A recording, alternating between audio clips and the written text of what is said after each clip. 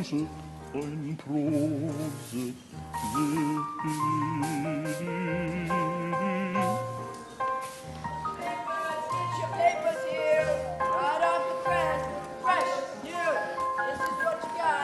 Here you go, my dear. Good little bit. Papers right here. The news, the informant, what's in, extra, yes, that's what we got.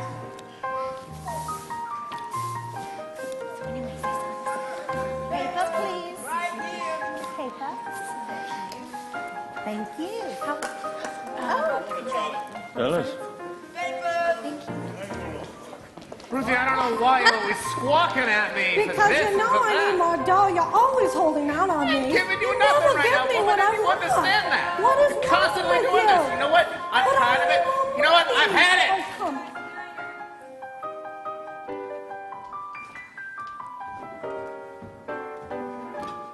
Hey, Charlie. Hey, Billy. Hey, Mark. Hey, son. Hey, I'll take a paper, kid. Thanks. And another thing. I am sick and tired of taking cold shower after cold shower. You know we need a new hot water heater. Ruthie, why don't you just do what my mother always did and just boil some water? What's wrong with that? Listen here, Mr. Millard. You're the one always going on around town saying you're the big shot with all the money. Yeah, that's what they think, and you know what? We're gonna keep it that way. Well, look at what I want is a new hot water heater. You know what? Button it up, Ruthie. You'll get your new hot water heater. If not this year, maybe next year. Just be patient. Oh, I'll be patient, all right. But you are going to deliver today, or I'm throwing your clothes out on the street. I'm changing the locks on yeah? your Millard, and that is no threat. You know I'll do it. Yeah. Why don't you just keep squawking over there down the alley or path or something? And I by got the things to way, do. What? Millard, I need a new pair of shoes. You can just wear those again all year.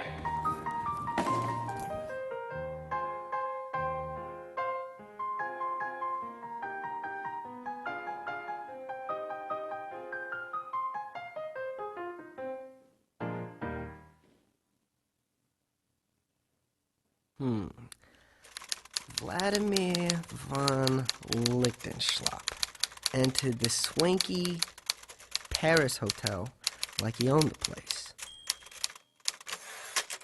With his practiced air of authority, he approached the desk. The clerk, twisting his stylish French mustache, snapped to attention, sensing an extravagant tip in his very near future. With a deft twitch of his eyebrow, the clerk notified his staff that this was a customer to be lavished, the kind of patron who would exalt this establishment to new levels.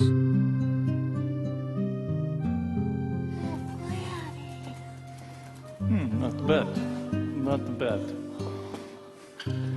I need the room, comrade, for me and the guest. My little cream puff. Oh, Vladdy! You're always calling me that. Oh, you're gonna make me blush. Oh, it only makes you prettier when you blush, my little pigeon. But of course, Monsieur von Lichtenschlop. Here at the Wilshire on Champs-Élysées, Yeah. you will only receive the finest service. You're the tip of the top, the cream of the crop, the Count of Valdez, von Lichtenschlop. You'll have no worries when you are here. Your wish is our only command, Monsieur.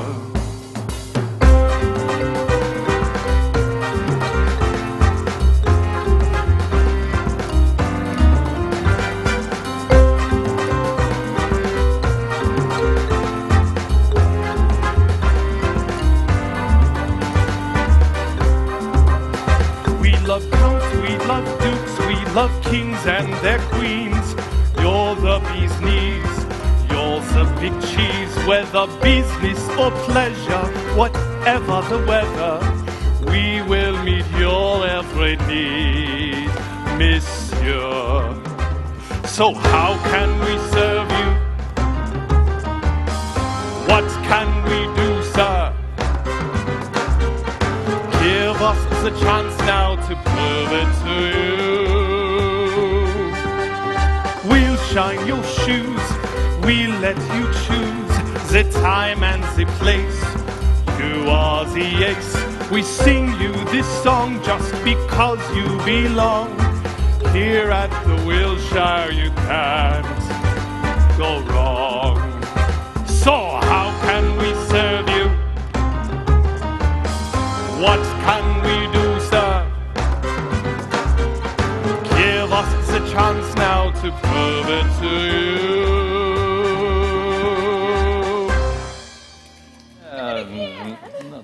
Not bad at all.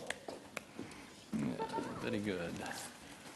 Will you be needing any dinner reservations tonight? Niet spasibo. We will eat in a room. Please send for strawberries, champagne, and vodka. But of course, monsieur, I will have the porter bring your things to the room. Porter! Very good. Right Porter! this way, my dear. Porter!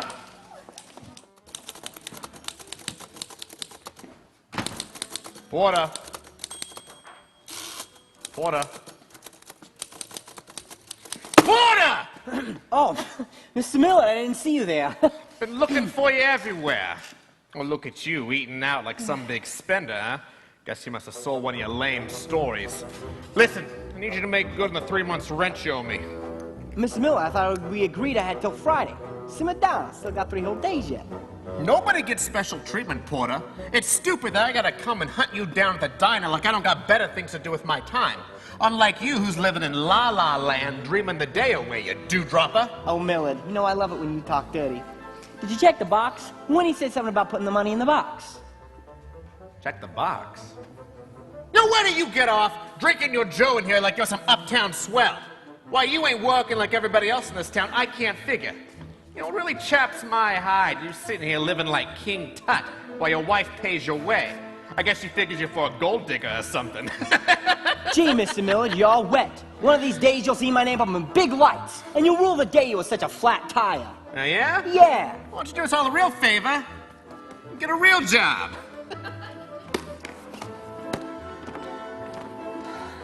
That old pit bull. You know, I wish he would just mind his own potatoes. If he ain't yelling for the coffee, he's yelling for rent. You know, if Moses had met him, there'd be another commandment. What's his beef? Who knows? It's the same song and dance every month. But hey, after all my big story, me and my baby, we're shedding the dirt out of this old town. Oh, yeah, I know. You're gonna take your pretty little wife and your pretty little house and your pretty little valley out west of Philly somewheres. Gee, sounds like you've heard it all before. I guess I just keep saying it so much helps keep it real to me. Keeps the reality of this little dingy town at bay. Oh. But there's always hoping, right? Willie, you keep dreaming your dreams, and while you're at it, dream another one for me. Can I get you anything else? Yeah, can you give me a sinker to finish my coffee? You're a doll, thanks. Operator, how may I direct your call? I'm sorry, ma'am, I can't hear you. Thank you, please. So anyway, last night he had this crazy idea of a musical that takes place on a deserted island. It's in the jungle, and there's animals that sing and talk and dance. And this fellow, he washes up on shore with his boat. Oh, 1 second. Operator, how may I direct your call? Thank you. Anyways, this fellow washes up onto shore, and he hasn't had anything to eat or drink in days. Sounds like the Robinson Crusoe meets the Jungle Book. That's just what I said. He hasn't found his story yet, Gertie. He's such a brilliant writer, but he's gonna find it. I just know it. Well, at least your man is trying him something. All my herb does is spend each night. Operator, who are you calling for? Operator, how much? Thank you. Gambling. I mean, I know he hurt his leg in the mines and all, but that was 5 years ago. The man is a canceled stamp, Winnie. It's too bad about her. He's fallen on hard times. Please hold. Yeah, he fell and never got back up. Well, it hasn't always been easy for William either. I mean, it really is a difficult job, but he loves what he does. He loves writing, and he's so good at it. And I just... One moment. Operator, how may I direct a call? Thank you. I just feel like we're on the brink of something great. I can just feel it. Well, my hat's off to the both of you. Thanks, Gertie. Hey, do you know anyone who would be willing to let me take an extra shift for them? William just lost his column at the newspaper. It wasn't much, but... Operator, how may I direct a call? Thank you. But it definitely helped the bills get paid, so now I'm scratching my head trying to find an extra way to make a few more dollars. I don't know, sugar. Time's tough all over. I'll keep my ear to the ground for you. Thanks. Say, you know what I've been dying to do? have you and Herb over for dinner again. Why don't you let your mom watch little Herbie? You take the night off and you two come on over. What do you say? Oh, Winnie, that sounds divine. I have been dying to get out of the house and away from Herb. What could I bring? Oh, I make a killer yam pie. I could bring one of those. Oh, well, that sounds wonderful. Why don't you come over on Friday? Well, I gotta check with the old man, but I think it's safe to say we'd love to. Operator, how much Operator, how much to call?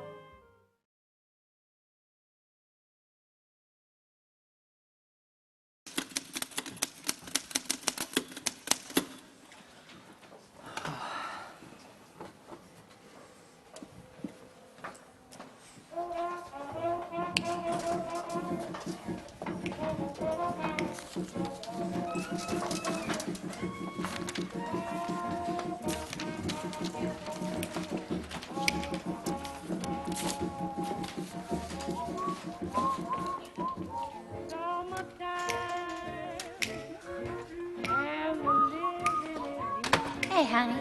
Hey, what are you doing? Dancing with you. What are we doing? You're sitting down. Okay. I'll take your jacket. Thank you. How was your day? Oh, you know, same old, operator, please hold. How's good old Goody? Oh, she's Gertie. We'll have the pleasure of her and Herb's company on Friday. They're gonna be coming over and they're making some yam pie or something. I'm gonna make pork chops and applesauce. I hope whatever she's making is better than that thing we had last time. What was it? She called it Cajun Wonder. I have no idea what was in it, but it wasn't Cajun, and it wasn't a wonder. Anyway, we'll have the pleasure of their company this Friday night. And, oh, I got a letter from your publisher. Maybe it's a check. Yeah, he's hoping.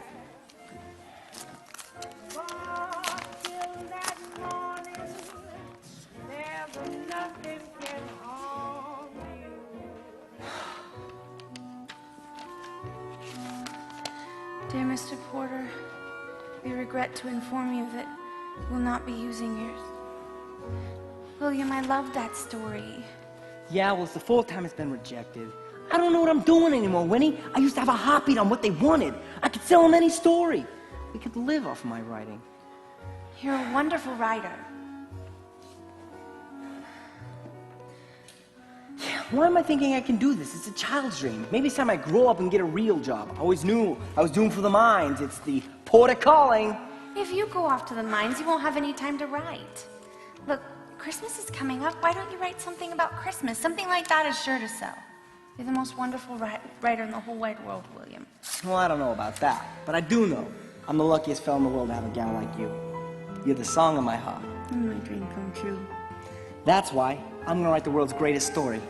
Christmas story, huh? I'll have to think about that. You kick your feet up, grab a book. Your man is making dinner tonight. Well, what a great time to be alive. Boy, do I have it good. Christmas, huh? Christmas. No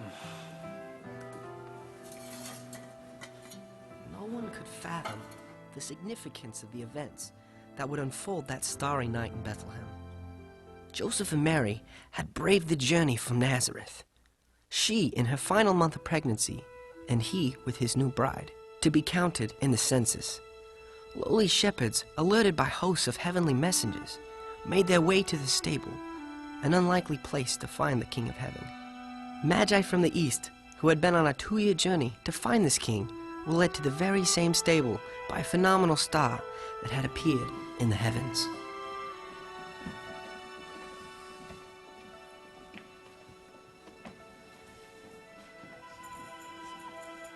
What do we do now? We follow the star. Somebody just put this in my arms and told me to come out here. Yo, my agent told me to be here at 6. Has anybody seen the director? Cut! All right, first of all, animals, you in front, quit talking, get into character. All right, so where do we go with the story like this? I mean, where's the conflict? Where's the surprise element? Y'all are great, by the way. Your money. Hey, I know, we need some action.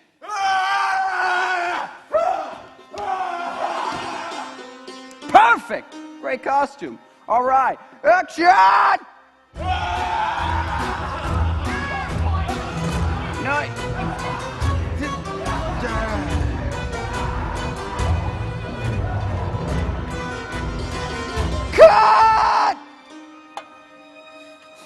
felt really natural. Good show, old chap. Okay, great fighting. You took out the wrong guy. We're going for the baby here. All right, so we're going to try this again. Except this time, go after Joseph and get the baby. No. King Herod. That's what we need. That'll bring some confidence. Yeah. So, where's this king of the Jews? He owes me rent. There he is. Give me the baby. Give me the baby. Can I have that baby? Give me that baby. Give me the baby. Honey, do you need any help with anything? Yeah, if you wouldn't mind setting the table, that'd be great. Dinner's almost ready. Sure. You know what I've always wanted to see in a Christmas story? What if the entire thing was acted out in song? Can you imagine the entire thing in a musical? Musical? I hadn't thought of that. All right, we're trying this as a musical number. Line up. Pretend there's an audience out there. I want big hands, big faces, big smiles, lots of teeth.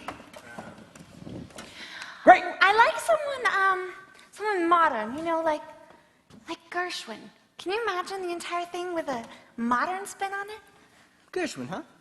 I like it. Gershwin, we're gonna try that out. All right, manger scene, you're out of here. Animals, you get in front. Just, I don't know, eat some grass. Where's God?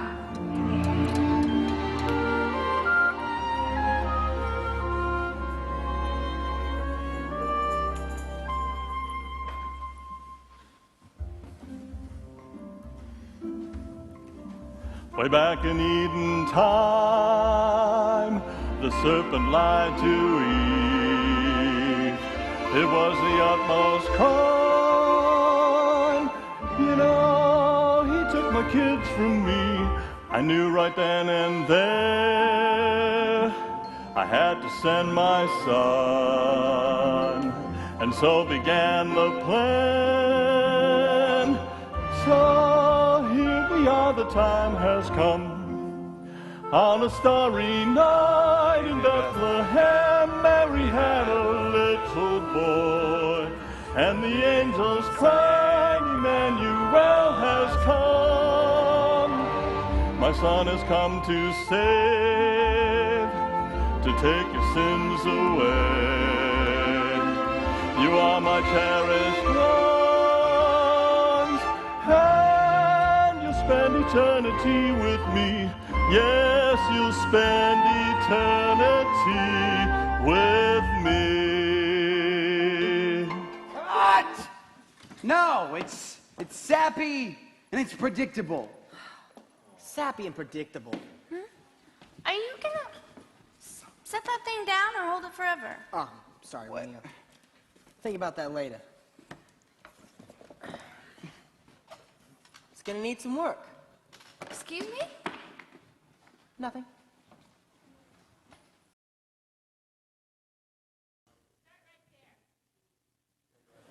Ma, why is the sky blue?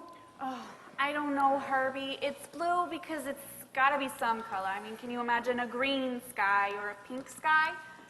Sure I can. When the sun goes down, it's pink and yellow and orange and purple and red and... Well, put a sock in it, kid. Why should I put a sock in my mouth, Pop?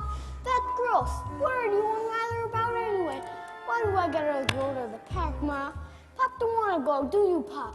You just wanna sit around and play cards and read that rag of paper. Hey, don't talk to your father disrespectfully like that. You do. See, that Gertie kid knows his onions. He's a smart aleck because he hears it from you all day. What do you expect, Herb? You should have instilled some good character traits in your boy. Instead, you spend each day gambling, eating, sleeping, I don't know. But I do know you ain't doing no good for that boy.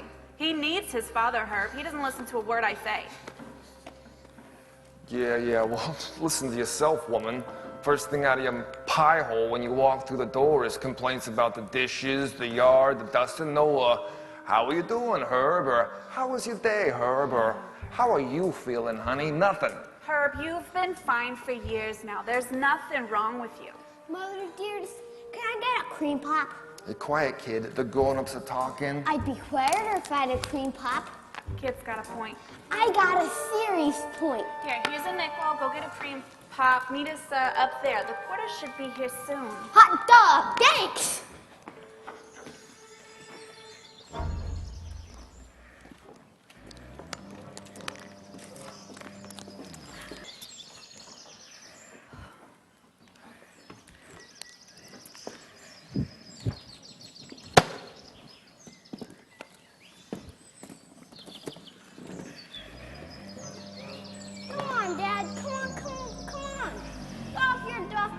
How do I get this thing to work? Where did this string go? How do I do it? Dad, come on.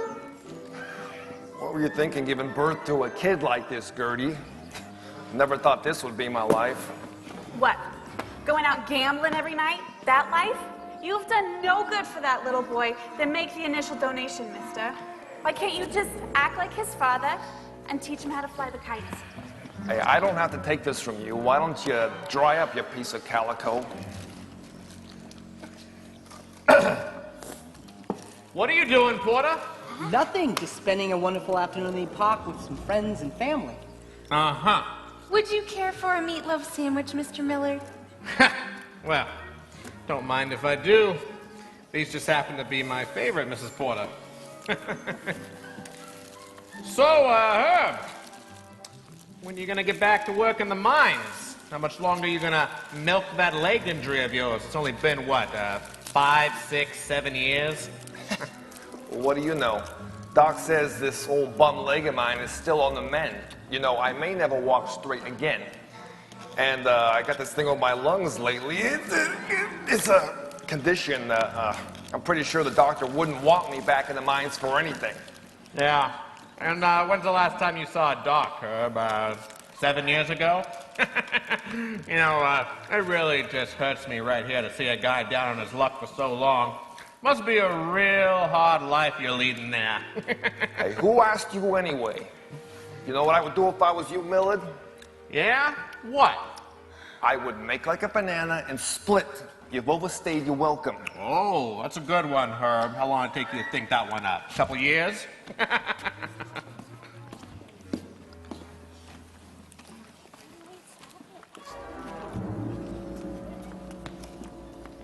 This is the worst day ever. This thing's all tangled up. I'm hot. I'm thirsty. There's no one to put it on or go home. Hey, Herbie, come here. Let me help you with that. Would you care for a meatloaf sandwich, little Herbie? I hate meatloaf. It smells like dog food. I don't want to eat that. Don't make me eat that. I want cookies. Did you bring cookies? No, Herbie. It's meatloaf or nothing, okay? Now please stop your whining. Unbelievable. And you wonder why he acts the way he does. You spoil him, Herb. There you go, Herbie. All right. Now run. Run, Herbie. Oh, he shouldn't run with that cookie in his mouth, William. He'll be fine. Why not? Maybe he'll choke, huh? It won't fly. Make it fly. Hey, kid, why don't you go chase yourself and stop acting like a chunk of lead? Just run around, Herbie. Throw it up and just run. It'll do something. Oh, I know. William, why don't you tell us a story? You tell the best stories. Yeah, story, huh? All right. Story. I got one. It all began with a couple of thugs named Bill and Sam down from southern Alabama. See, all they needed was $2,000 to pull off the next big heist. They were mulling over the problem at the steps of the hotel when they ran into Judge Dorset's son, Johnny. He was throwing rocks at a kitten, and that's when they made their plan. The whole thing unfolded in Sam's head like a map to buried treasure. A kidnapping? Wait, throwing rocks at kittens? That sounds like little Herbie. Oh, Herb. You guessed it, Winnie. They planned a kidnapping and ransom of young Master Dorset. See, they found a cave up in the hills, and they decided to stock it full of supplies, so later that evening they could get the kid. That evening, they found the kid was outside pretending like he was an Indian. He had 2 buzzard feathers sticking out of his red hair. I bet he had freckles. Oh, he sure did. Now, Sam drove up to the boy holding a big bag of candy and offered him a ride in his snappy buggy. Hey, kid, how'd you like to have this big bag of candy? And you can come for a ride in this here snappy buggy if you'd like it. Bill receives a brick in the eye. Sam ducks the kid's throat. This should have been the first clue that this was a bad idea. Bill left out of the car muttering, "That little prank's gonna cost the judge an extra $500. By the time those two finally got the little monster back to the cave, they had cuts and bruises all over their features. Sounds like a real pistol, that kid. Later, when the weird kidnappers returned from gathering firewood, they tripped on a wire the kid had set up and fell flat on their faces. The little banshee was saying, "Take that, cursed paleface. You dare enter the camp of the Red Chief, the terror of the plains." That kid was having the time of his life. Camping out in a cave made him forget he was even kidnapped. He named his captors Snake Eye and Hank the Trapper, threatening them both that they'd be scalped by sunrise.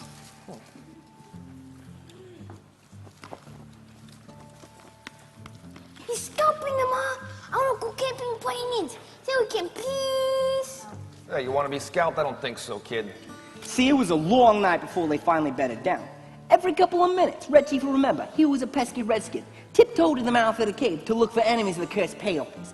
Every now and then he would let out a whoop that made poor Hank the Trapper shiver. That kid had Bill terrorized from the start. "Hey, Red Chief, how'd you like to go home?" "Oh, what for? I ain't had no fun at home. I hate to go to school." Well, I guess we could stay in the cave a little while longer. Yay! I ain't had so much fun in all my life. Yeah, Jeepers Creepers, those fools are in a pickle, but what about the ransom? Oh, I'm getting to that. So, it was finally about 2 o'clock in the morning before they finally bedded down, after hearing the kids spout off about everything under the sun. When all of a sudden, Sam was awakened by a series of terrible screams from Bill. Now, these were not yells, or howls, or shouts, or whoops, or yelps, such as you would expect from a manly set of Vocaloidans. They were simply indecent, horrific, terrible sounds, such as women emit when they see ghosts or, caterpillars. What are you doing, Porter? It is a terrible thing to see a strong, desperate fat man screaming at daybreak. Now Sam looked over and he saw the kid. He was sitting on Bill's chest. With one hand, he had a handful of hand. With the other, he had a knife, which he was going to use to industriously and realistically scalp him, such as the sentence that was put upon him the evening before.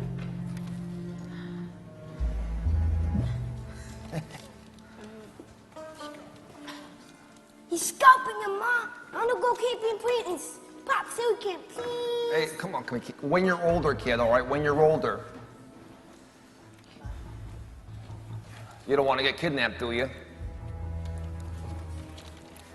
Well, Sam made the kid lie down, but after that moment on, Bill's spirit was broken. He never closed an eye again, as long as that kid was with him.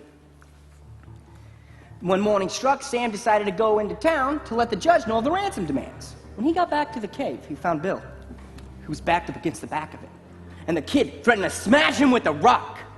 And he was yelling, "Yet no man ever yet struck Red Chief for what he got paid for it. You best beware." Bill went to Sam despondently asking, Hey, Sam, do you think anyone's gonna pay to get this imp back? I'm afraid we're gonna get stuck with him. His parents are probably glad he's gone. If I was the kid's dad, I wouldn't pay a red cent for him. Oh, Herb, that kid's father was probably worried sick about him. When morning struck, when afternoon came, Sam and Bill went into town hoping to find their ransom, but instead they found this letter, which said this: Gentlemen, I have received your ransom demands and accept. I believe, however, you're a little high on your proposal. That's why I'm going to make you a counter proposition. You bring me $250, and I will take the boys off your hands. However, you should come at night, for the neighbors believe he has been kidnapped, and I cannot be held responsible for what may happen to you if they find you. Sincerely, Judge Dorset. Hey, Sam, I think that the judge is being a spendthrift for making us such a liberal offer. What's $250 after all? We got the money. One more night of this kid's gonna make me want to go to the nut house. "Yep, I understand. Kid's getting on my nerves too. We'll pay the money, and we'll make our getaway. And they did. I knew it, I knew it. I knew they would. That story was the berries. Tell another one, Mr. Porter. Sure taught those palookas a lesson. Sure did. Oh, that story was wonderful. It's bound to stir up some interest. Oh, William, how did I end up with such a smart, funny, whimsical person like you? Yeah, and how did I get stuck with such a hard-boiled egg like Herb?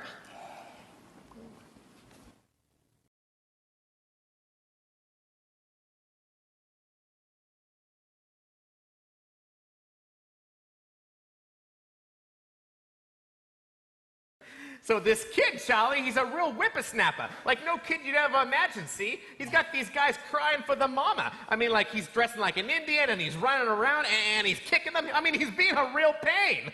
Yeah. Yeah, so these kidnappers, see, they're waiting around. They're waiting and waiting for the ransom, and no one's paying it. Not even his own pop. I mean, nobody wants this kid, not even his own dad. He's a real pain, you know what I'm saying? The father says he's got to tell the kidnappers that they've got to pay him in order to get the kid off their hands. Is that a riot, Charlie? Yeah. Where did you hear that story? It's, real entertaining. Oh, you know me. I just made it up. Hit me like a stroke of genius. Think I'm going to try and sell it, make a few bucks. A stroke of genius, eh? Yeah. You're nothing but a bin sucker, Millard. Hey, I ain't nothing of the sort. I don't got to take that from the likes of you, you old sauerkraut. Oh, yeah? Well, I'm sick and tired of hearing you shoot off your mouth, and the whole town is too. And it's time somebody told you. Oh, yeah? Well, in the history of Millards, there ain't ever been one to take a low-down smack like that. So, you crazy old foreigner, why don't you come on up here and put up your dukes, you old man? What's going on here, gentlemen? We got no trouble, do we? Of course not, officer, of course not. Just having a little friendly chat here with my tenant. Speaking of which, you got that rent for me, Charlie? Oh, God. I thought I was gonna have a good day today. There you are again, bugging Charlie. Now you know it's not even the first of the month. Ruthie, if I told you once, Leave this I told poor guy you alone. 1,000 times. Stay out of it. Well, looky here, everybody. My big shot husband is trying to muscle his way around town again. You know what? Show a little respect, will you, Ruthie? Well, yes, Your Highness. While you're over there still muscling on to Charlie, why don't you just go ahead and spot me a 10 so I can go across town and check out those little shoes I saw in the window the other day. Ruthie, I gave you $5 this morning. What'd you do with it? For your information, honey pie, I already paid the butcher bill. Hey, and I picked up some of those sausages that you love so much. And I went by the bakery, and I got some cannolis. And of course, I got my hair done. You like? Yeah, it looks good. A wig would look better than that frock. Actually, you know what? That's a good idea. Why don't you just go and buy a wig, and it'll save me the weekly trip to the hen coop every week. What I have to put up with? You are a horrible excuse of a husband. Yeah. You go play in traffic, will ya? I swear to God, she's sucking me dry like a vampire, Charlie. Look, you should have offered this to me in the first place.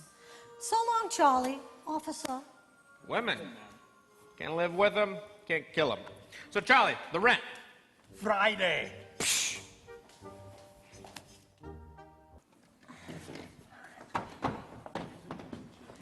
I'll be here any minute. Perfect. I'm gonna get some music started. Thank you.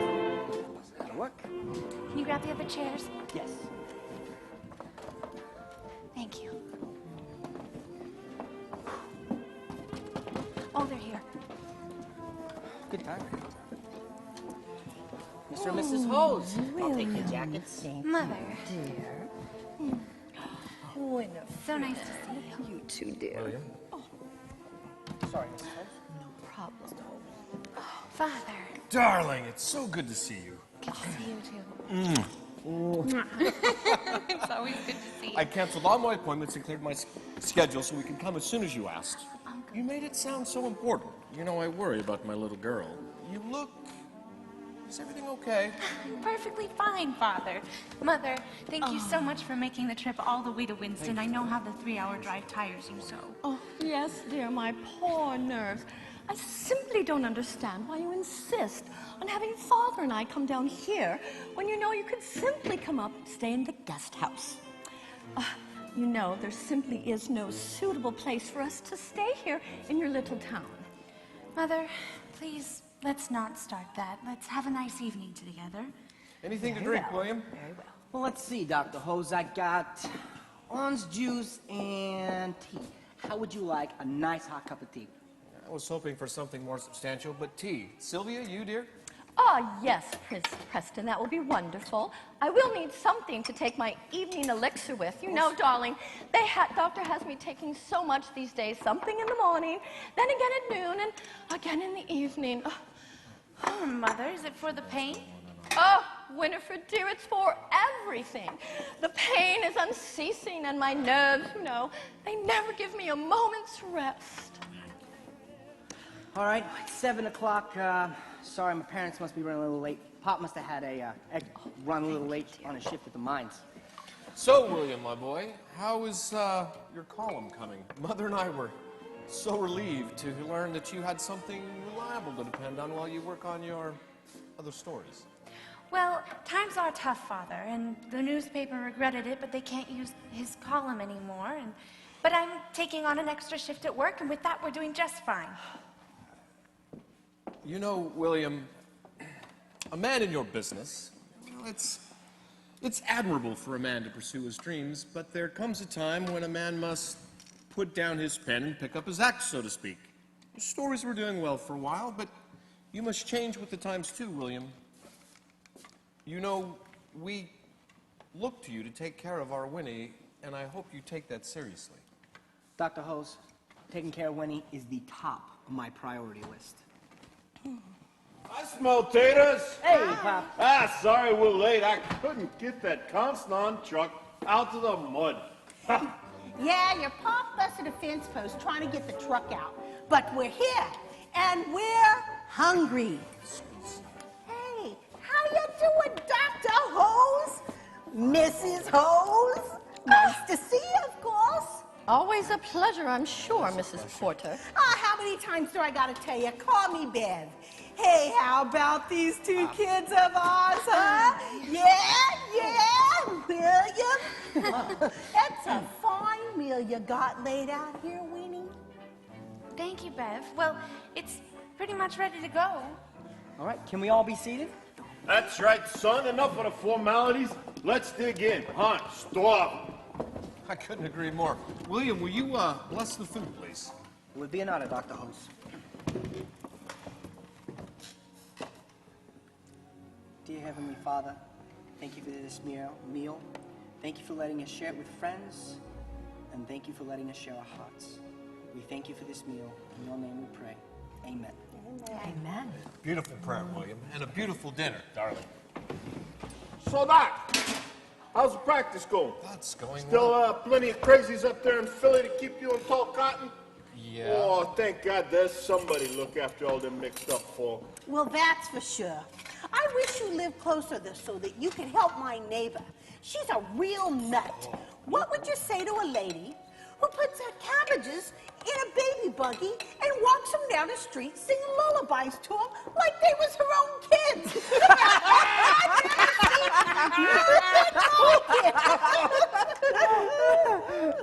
Oh, my Lord. Well, that poor woman makes you wonder what in the world would drive a person to such a state. Anyways, I'm so glad that all of you could make the trip here and joining us for dinner. It's really, really nice because we have some wonderful news. William, you've gotten a job. Oh, thank God. No, Mother. Actually, what we wanted to say was, well, you all are going to be grandparents. What? Grandparents? Oh, did What? you hear that? Oh, wait. Honey. Grandparents? Oh, your grandmama. Stop that right now. She's in a delicate condition and isn't to be tossed about like a sack of potatoes. William, are you all right?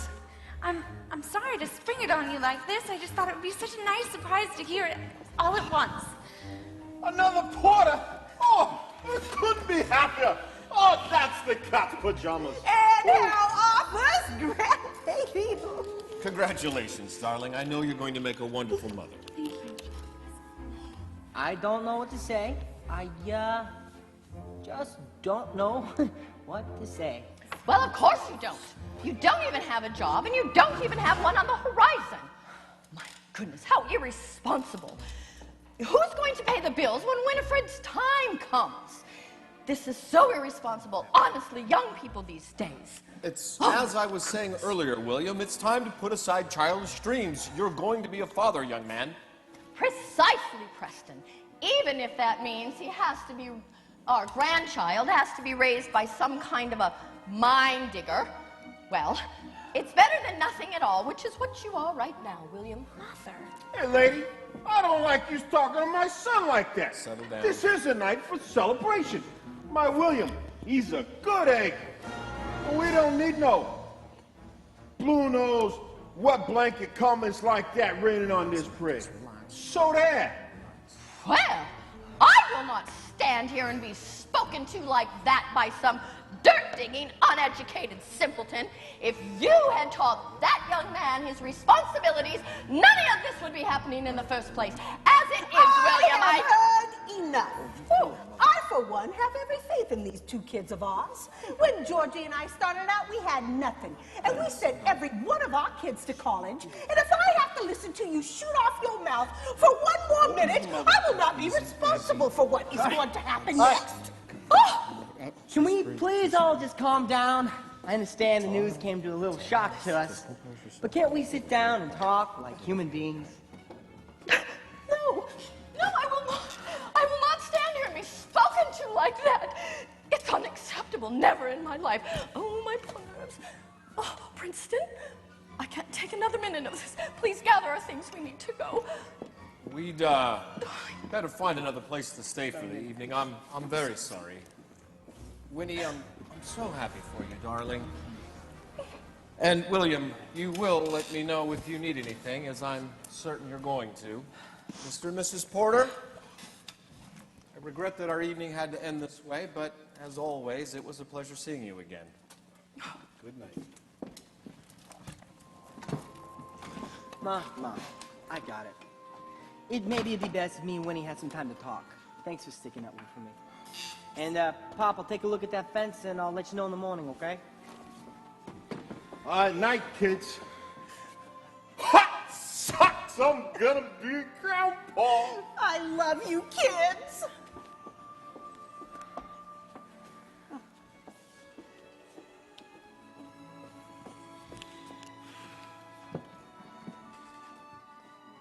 Honey, How could you do that?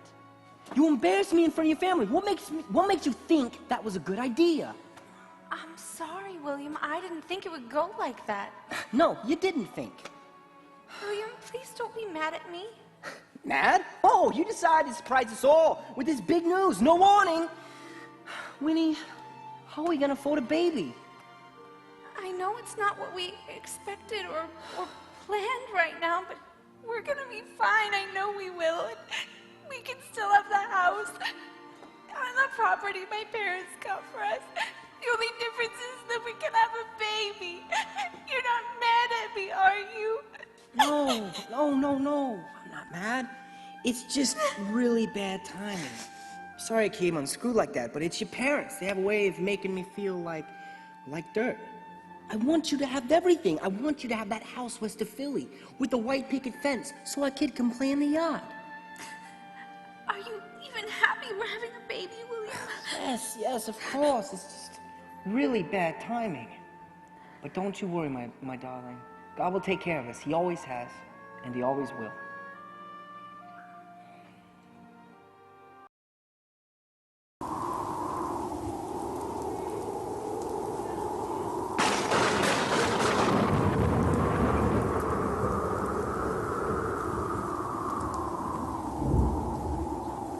Porter, where are we off to in such a hurry this morning? Off to work, Mr. Millard. How about this weather? Oh, the weather's the least of my worries.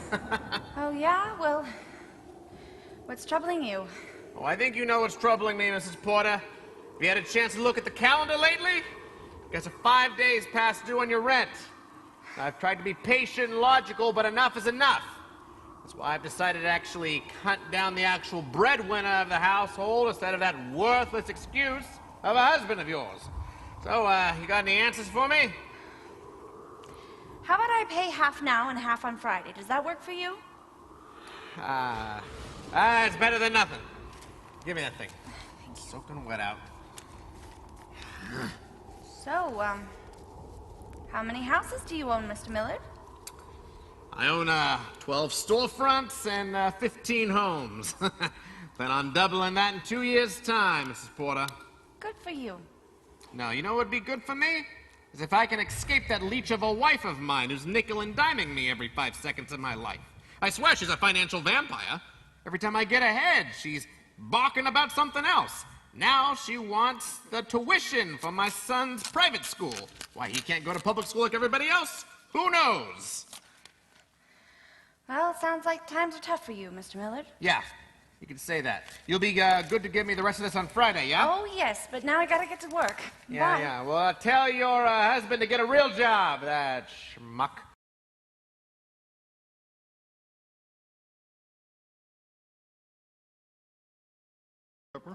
Coming right up.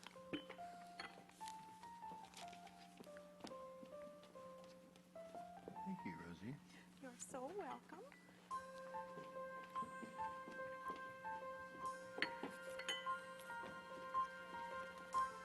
There's something under the table there, right there.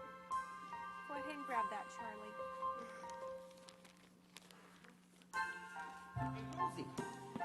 I got it right here in my hot little red hand.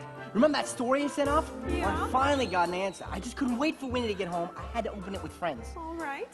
This has got to be it. Oh, for geez, just open that thing up, Willie. Charlie, drum roll, please.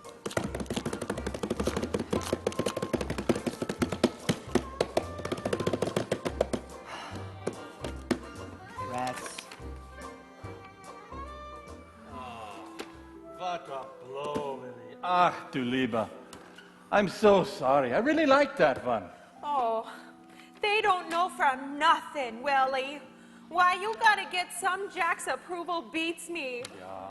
Boy, these people, they don't even know how to tie their own shoes. You know, I bet they call their mamas in to wipe their noses for them. How am I going to tell Winnie another story got canned? I mean, she's already taken on another shift at the phone company.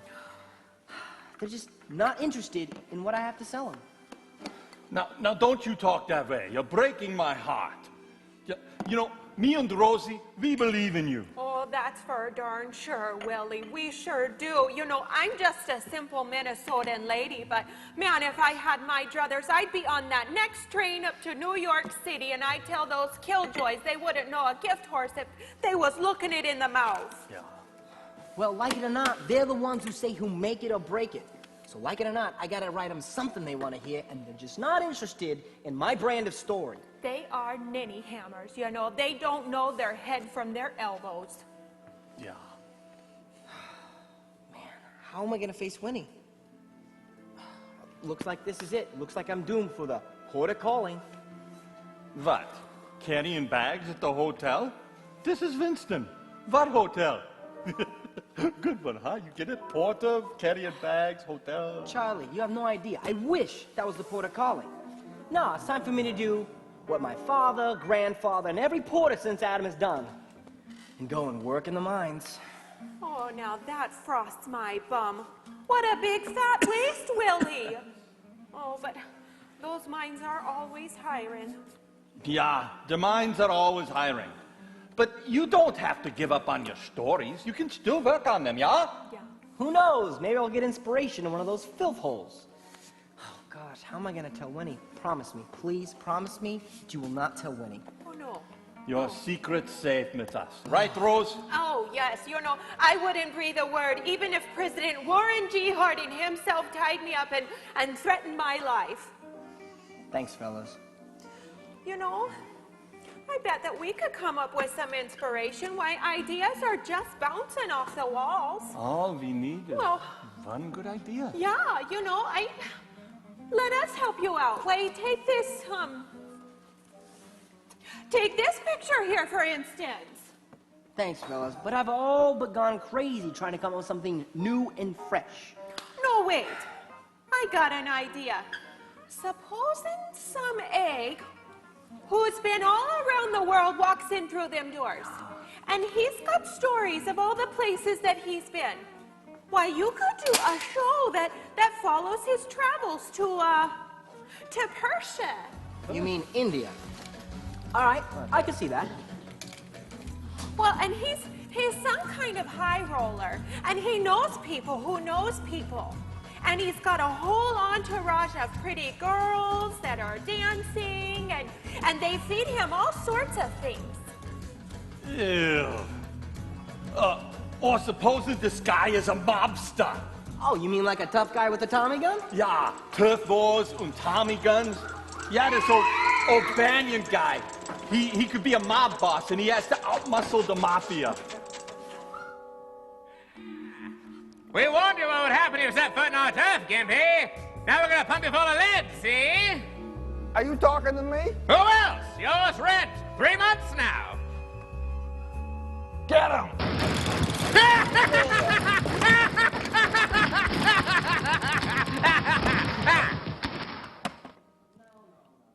That's not gonna work. It's over before we even know what we're looking at.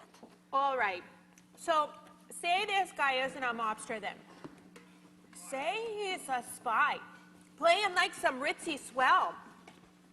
And he delivers messages and everything. And say that he goes to balls at the London embassy and stuff. All right, I can see that. And so this guy sees this real pretty gal, and he asks her to dance. Well, and while they're dancing, he passes on secrets of Croatian intelligence to Svetlana, and she's a double agent who also works at the embassy in London. But then she tells him that his limp is making it real hard to dance. Your limp is making it very hard to dance. And so they stop dancing. But she has a message for him. I have a message for you. The Queen is sending you to Africa to search for some lost duke whose boat disappeared. They suspect our play, and you are to discover the truth immediately. So O'Banion heads off to the jungle in search of the Duke. Oh, so now they're in the jungle. Yeah. Oh. Now we're in the jungle.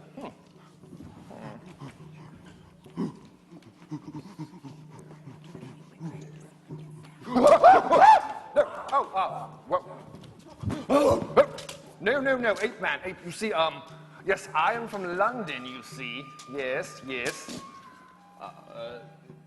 London. Yes, now, can you tell me where the Duke is?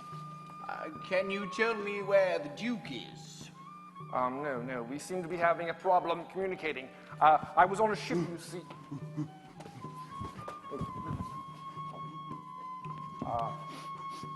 No, excuse me, no. Back off. No, give that back. Give it back.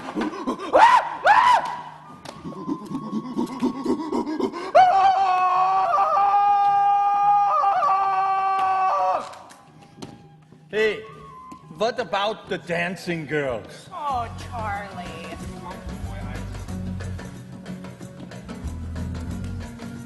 Nah, I like the mobsters better.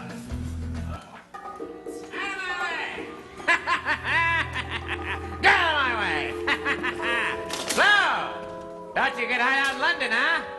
We got ears all over the globe, just like old what's-her-name. We got torpedoes in London, China, Rio. It's all our turf, Gimpy, and you're on it. What you got to say about that, huh? We know about the Duke's shipwreck. Who do you think sunk the boat and took all the gold? It was all me! And now we got you to hand over to Big Face, and now you're gonna pay up, see?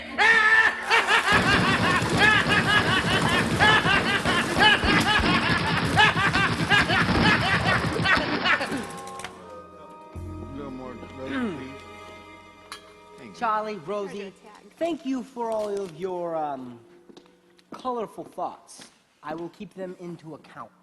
You do that. Anytime.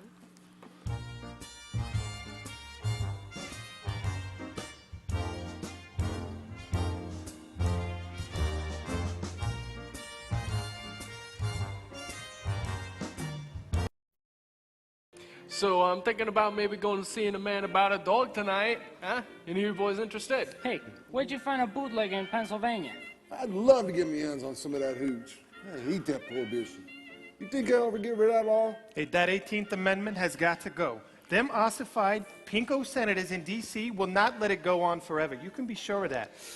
Yeah, ossify, what? Delbert, sometimes I don't even know what the Sam Hill you're talking about. He means boozers, Alan. Even I knew that. So, yo, Alan, hook us up with some of that hooch. What that gonna cost? Hey, don't pay more than 2 bits a pint. Those bootleggers will run up the price on you so high, you's gotta know your onions. What is all this chatter? Did somebody appoint you boys the big cheese? Come on, get a wiggle on. I want to see those pickaxes swinging and making the lovely music of the caves. Clink, clank, clink. Move it!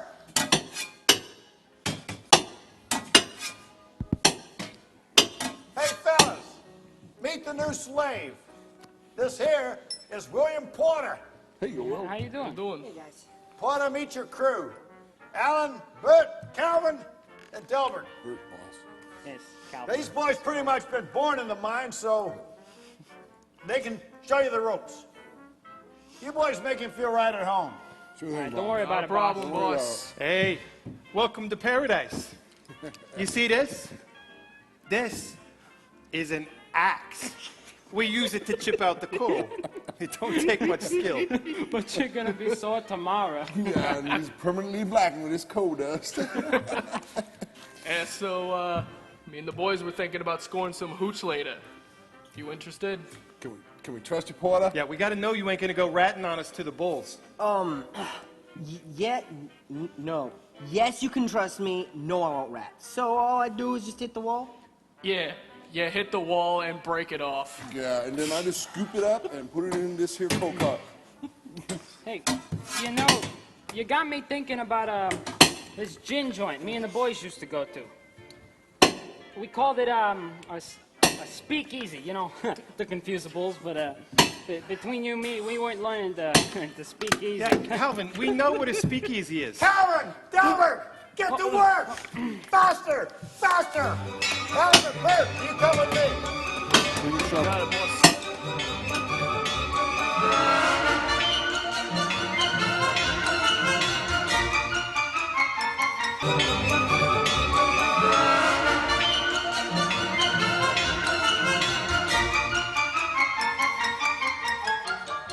The sound of seagulls and anchor chains filled the air. Captain Dudley D. Kirk and his first mate and wife Fiona sailed a pristine schooner with a crew of upstanding soldiers.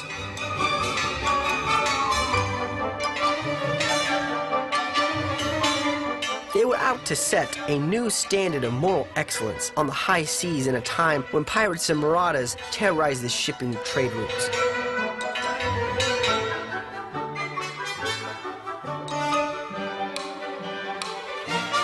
Rum had no part in the voyages at sea, and no pirate had ever crossed Kirk and lived to tell the tale.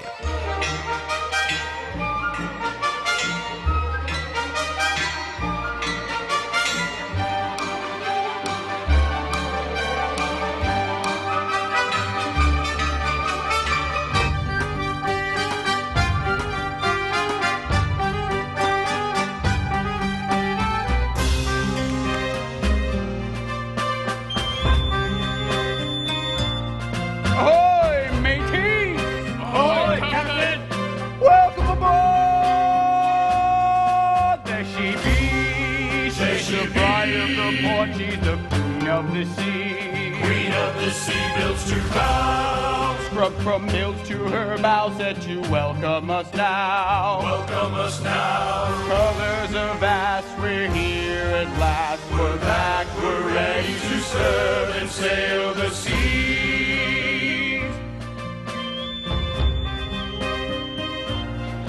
All aboard for Admiral Kirk. He's our boss in maritime work. That's right. And his wife is right by his side, settled in for a jolly good ride. We are men of the sea. We are valiant and free. Valiant and free, we don't fight. We never pillage or fight, never steal in the night. Steal in the night. Come on our ship, not even a sip. We're clean, we're sober and shaved and well behaved.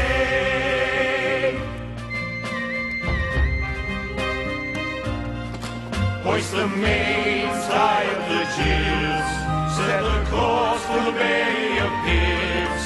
Hearty mates, you know the drill, it's off to sea. No time to kill. Ahoy! Arr, Admiral Kirk, looky what I got here. Now what are you gonna do about it? Where did you come from, you felonious scum? Unhand my wife, or I'll feed thy corpse to Leviathan, monster of the sea! Shut up and hear me demands, Kirk. You're gonna take me to the buried treasure. Then you'll be handing over your ship and your crew to me, or precious Fiona will become shark bait. I will not waste my words on such an unworthy piece of shell. Thank you. Loose my wife, or face my blade. I will humiliate thee in a duel of swords! Then fight we shall. Who's with me? I've got the rum. The sweet music of rum in me throat. That's good enough for me, Captain Crook. Yes. I'm with you. All right, down with prohibition. You can keep your lemonade, Kirk. Fight them! Come back, lass! Come at me, foe! You're ready to meet thy doom. Never!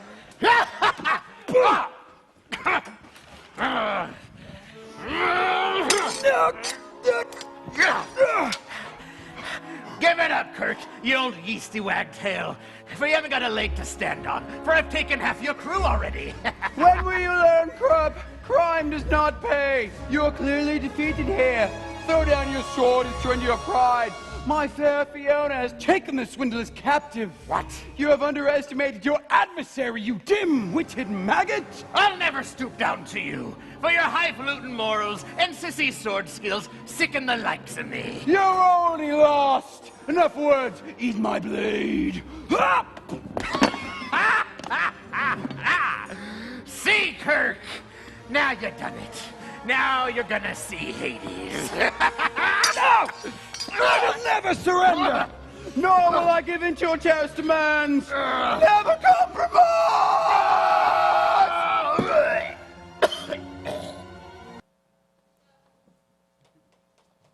What in the world is going on?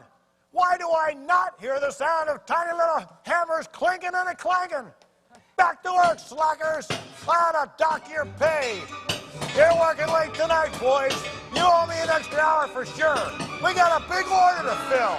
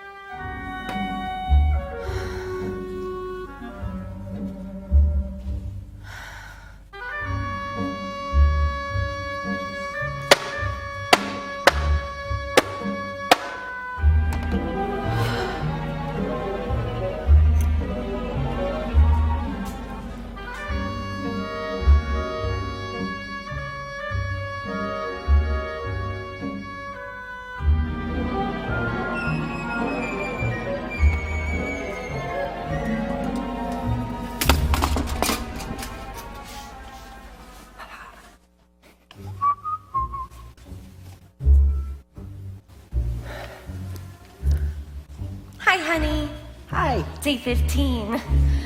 Where you been? I ate dinner without you. I was at the library researching for a story and I lost track of time. I'm sorry. Couldn't you have left a note? It always helps me to just be able to plan, you know? I'm sorry, Winnie. I'll try and do better, okay? Yeah? Yeah. Okay. Great. Winnie, don't be mad at me. What can I do? Honey, you are gone for hours at a time. I have no idea where you are Or what you're doing? I feel like you're hiding something from me, and I can always tell when you're lying. You remember how I took that shift at work, the extra shift? Betty's coming back next week. That cuts my hours in half. Honestly, William, I don't know how we're going to make rent. It's gonna be fine. It's gonna be fine. Yeah. Okay. That's what you've told me the last 3 stories that were rejected.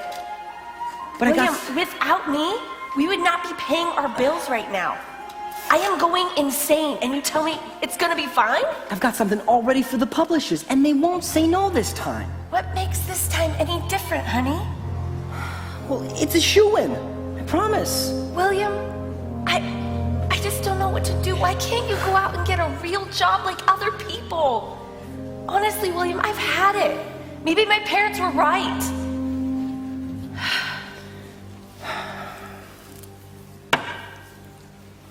You want to know what makes this story different? It was inspired by you. How you always save me and help me out. Oh, it was inspired by your fat, pregnant, moody, emotional wife? No, no, no. You're not fat, you're beautiful. You're the heroine of my story. Does your heroine yell at her hero? No, no, she takes on a group of pillaging pirates and saves the day. That sounds like a good one. Oh, it is. It's this big musical number with swashbuckling sailors on the high sea. Their captain, who is an upstanding moral soldier, leads his men to squash evil wherever it arises. In this story, his beautiful wife accompanies him. I want to do this right now. In the middle of a big song and dance number, a cold-hearted, black-hearted pirate comes, kidnaps the captain's wife in trade for treasure. But in the end, good triumphs over evil. It's a great story for our time that living a good life pays off big. Well, that sounds like a great story if you like action and adventure. I hope so. Let me just hug you.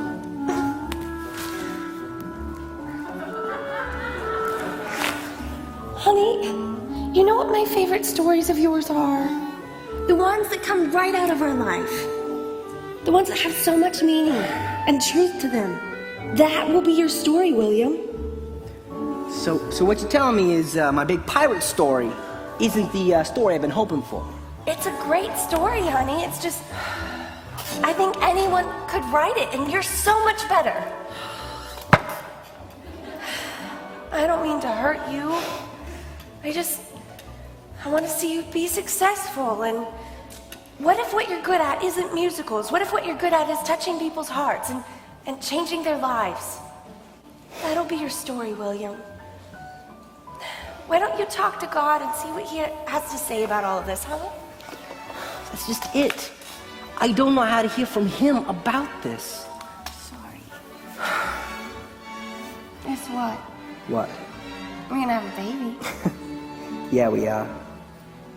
You're the most wonderful writer in the whole world, William. You're my song in my heart. You're my dream come true. Look, I'm exhausted.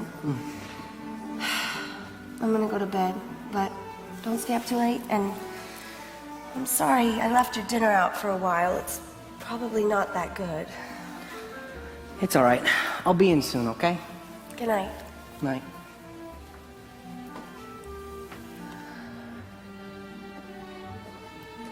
Jeepers, William. Couldn't you have left a note? You know, she's gonna find out sooner or later. Especially with that lame excuse you came up with today. The library? Come on, the library closes at 6.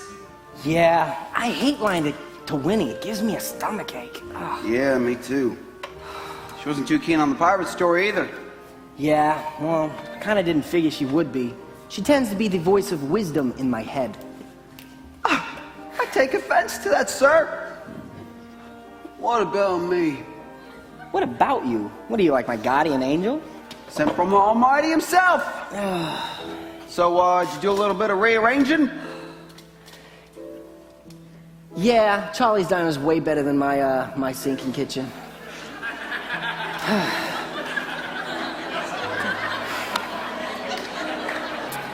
You know... Yeah, I guess you're right. Winnie does know her onions. Yeah, well, now you're on the trolley, that's why I married her. Oh my gosh. Oh, I'm sure feeling these muscles today. Oh. Yeah, you're starting to look like Paul Bunyan. Really? Nerds, William! I'm impressed. I still do my 50 push-ups every morning. Plus, soon you'll be rolling in the rubes when he won't have to work no more. That will be a pleasant change. Listen, William, the only thing in this world that likes change are poopy babies. And even they squawk when it happens. Poopy babies? That's right. Oh my gosh, it's gonna be us in about 5 months. Yeah, and I don't want to be around that happens. It's disgusting. Grow up. These are the facts of life. So's your old man. Are you hungry? I can't eat this. That's disgusting. I'm gonna go raid the icebox. Do that. William, you're gonna be a father. You're growing up, kid.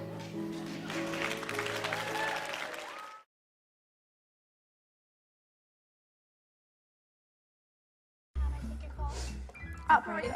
How may I direct your call? How may I direct a call? Thank you. Okay, thank you. Operator. And then I hear him say, Please hold. well, how long do I have? And then he says, that, huh? Like he's hearing the worst news of his life. I don't know what to do, Winnie. I think I'm losing my Herb. Oh, Gertie, I'm so sorry. I don't know what I'd do if it was my William. It's gotta be like a tumor or something. And he hasn't said a word about it to me. Suffering silently like a brave soldier. Well, he's such a rock. Is there anything that we can do? You know, Operator, how may I direct your call? Thank you. You know you can count on us for anything. Well, maybe 1 or 2, maybe 5 of your famous apple pies would be nice. I really like those. Herb does too. Winnie, it could be his last apple pie. Honey. Well, what else is his favorite? Well, you two could come over for bridge. Do you think he'd be up for that? He's not too weak, is he? He loves to play cards. We'll be over Friday. Thanks for asking. Oh. Well, yes, but why don't we make it next Friday? Because this Friday we've got some big scene with my parents. They're going to be throwing me a baby shower. It's sure to be wonderful. Poor William hasn't found a job yet, and they give him no peace about it. Well, maybe William could get some information out of Herb. Herb still hasn't said a thing about it to me. He's so sweet, trying to protect me and all. Knowing how delicate I am. Oh, honey. But you know, it is really nice to see, with the end in sight, it's just nice to see that you love him so much. Well, I guess all this just kind of reminded me of what a great man he is. I mean, yeah, Herb has had a few hang-ups, and he can be a real egghead sometimes, but underneath it all, Winnie, he's a real stand-up guy. Of course he is. You know, you both are like Romeo and Juliet. Really? Oh. Operator, how may I direct a call? Me? Juliet? Yeah. But you know, I'm just gonna pray that he gets better. I'm so sorry. Look, it's about time for me to knock off, so I'm gonna go pick up some groceries. Okay, but you do that, sugar. I love you, and I'm so sorry about this. Me, Juliet. Oh, hello? What? What do you mean I never? Excuse me? Who are you calling for anyway? No, I will not. Now you listen here, mister. I will not have anyone talking to me like that. If you only knew what my husband was going through.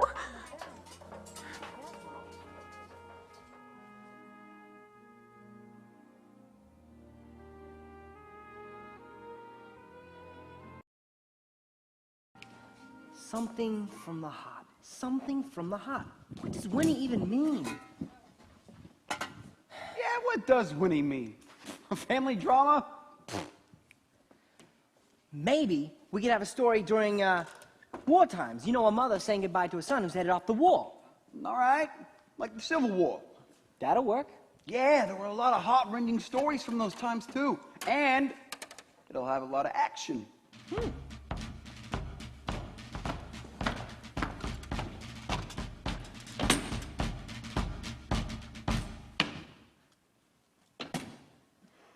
It could take place in a plantation. A mother saying goodbye to a son who's headed off to war. All right.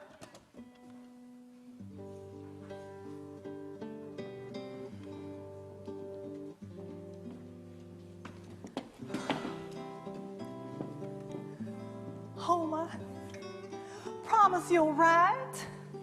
I don't rightly know if I'll have time to write, Mother. My little boy heading off to war. I can't bear the thought. I'm not a little boy any longer, Mother. I'm a man. Yeah, I don't know. I mean, it's emotional. Winnie may like it. Hey, I know. What if we spike the punch a little bit and have a group of Confederate soldiers come in and take the house and use it as an outpost? Now you're talking. Of course I am.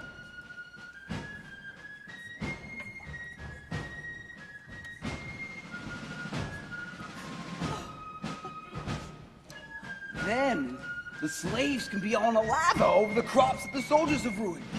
Mizzle down! The men's, they're all in a lather. The soldiers, they come traveling up through the field. They done wrecked the pig fence, ma'am. And old Amos, he done ran off after those pigs. And Leon, he's standing between the gray coats and the horses. Did you hear that? I see the soldiers now. They're coming up through the field. Ma'am, no! The pigs all got out and they're broke up, eating up all the corn, and them rebels are saying if we don't leave the house, they're gonna kill us all! Homer, I can't believe it. Them ordering out of our own house. Our own house, Homer! Mother, you leave this to me. Old Amos, little Bertha, you with me. I'm sure these boys who's in charge here. Then Homer can be shot. Not like a mortal wound or anything. Just a flesh wound. A warning grade. Whoa! Homer, I declare you've been shot. Not to worry, Mother. Not a mortal wound, just a warning graze. Quick, get some bandages. No, stop it. I haven't got an idea to hang a hat on. Who is gonna read this? We don't want him to read it, William. Huh? We want him to see it. We want him to sing it. We want him to dance it. Dance it? Dance the Civil War? Yes, William. Can't you see it? First off, a troop of rebel soldiers will come marching into the tune of Dixieland.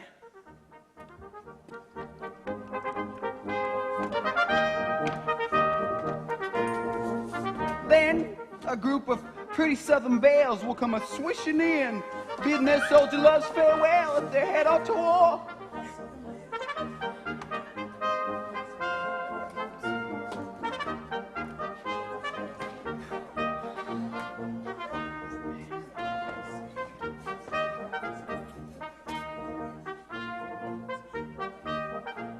And 5, 6, 7, 8, go!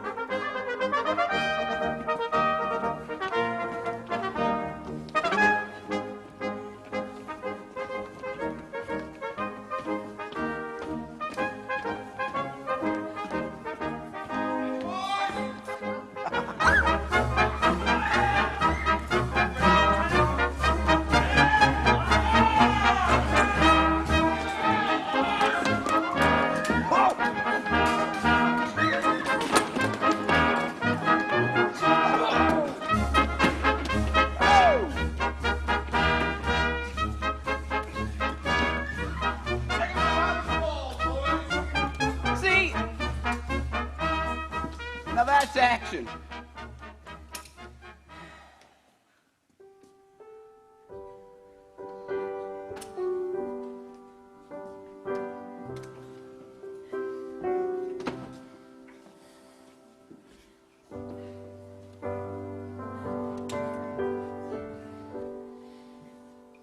We are gathered here to honor this ground as the final resting place for those who have here given their lives that our nation might live.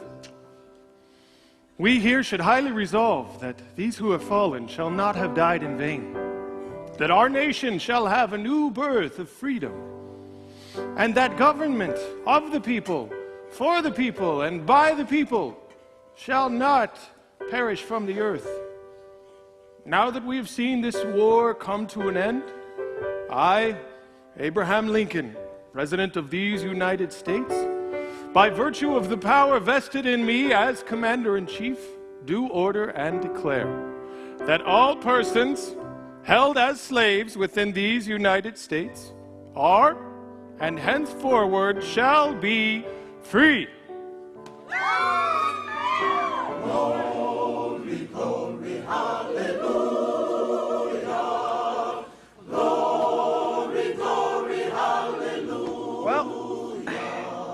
airtight, William. Not too bad. Maybe there's something there. Oh, what do you mean? It's got action, it's got guns, it's got Lincoln, it's got girls. What else does it need?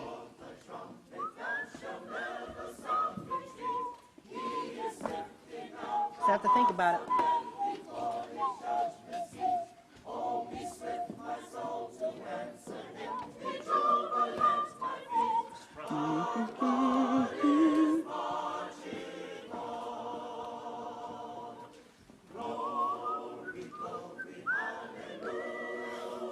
Hi, honey. You all right? You look upset. Yeah, just come up with a story in the Civil War and I think about it. Has got me all in a dither. Are you hungry? Are you kidding? I could eat a horse and a buggy. This baby of yours sure has an appetite. I can never seem to get enough to eat. Is there a reason the flat wears over there? Who knows? With the slave and the war and all that's been going on. But come, my darling, let us be seated. Well, all right, William Porter. You just get this silverware and we'll have our supper. How was your day? Oh, honey, I wanted to tell you. Gertie told me that Herb is sick. He has a tumor. He may be dying as we speak, according to her.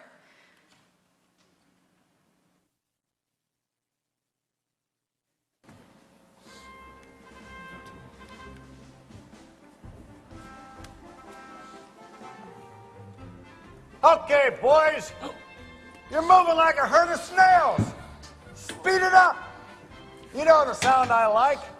Now get the lead out. Hey, fellas, you ought to be glad to hear that good old Herb Huntley's back with us again. Hey, Herb. How you doing, huh? Now, I'm sure he's been out of it for a long time, but I think we can get him back into the swing of things. Do you think, huh? Swing of things? Hey, you fellas, it's probably been a while since you saw a real man work, huh? Oh, I see how it is. Why don't you move on over and I will show you how it's done, all right? Okay, all right, sure. Hey, it's good to have you back, Herb. I'll get these guys back into shape, all right? All right. Well then, Herb, come on in. The water's fine.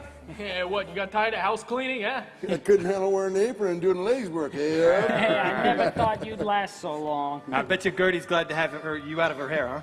Yeah, well, you know, I would have been back soon about this old leg of mine, you know? Oh, here we go. Well, no, doctor Okay. says I may never walk straight again, but someone's got to bring home the bacon, right? That is true. Just gonna have to suffer through it. Yeah. Hey, William? Herb? Hey, what are you doing down here? What are you talking about? William's been down here for a couple of months now. Yeah, he puts the rest of us to shame. Well, you've been down here a couple of months. Does Winnie know? No, she thinks I'm at the library researching for a story. Well, you haven't told her? No. I didn't want her to think that I'd given up on my stories. Well, I guess with the baby on the way, you gotta do what you gotta do, right? Yeah, but I haven't given up. Winnie told me that you had a tumor or something like that. I had a tumor? Where'd you get an idea like that? Well, Winnie said that Gertie told her that you had a tumor. Wait, Gertie told her that? Why would she think a thing like that, huh? Well, you know, that does explain why she's been treating me so differently lately. She's been fawning all over me, cooking my favorite meals, talking so sweetly to me. I mean, I haven't been able to account for it, but she's a changed woman. So you're not sick? No, I mean, I got this old leg injury and this thing with my lungs, but that's old news, right? I wonder where Winnie or Gertie could have heard a thing like that. I don't know. Hey, but I ain't complaining. I mean, our marriage ain't been this good, like, ever.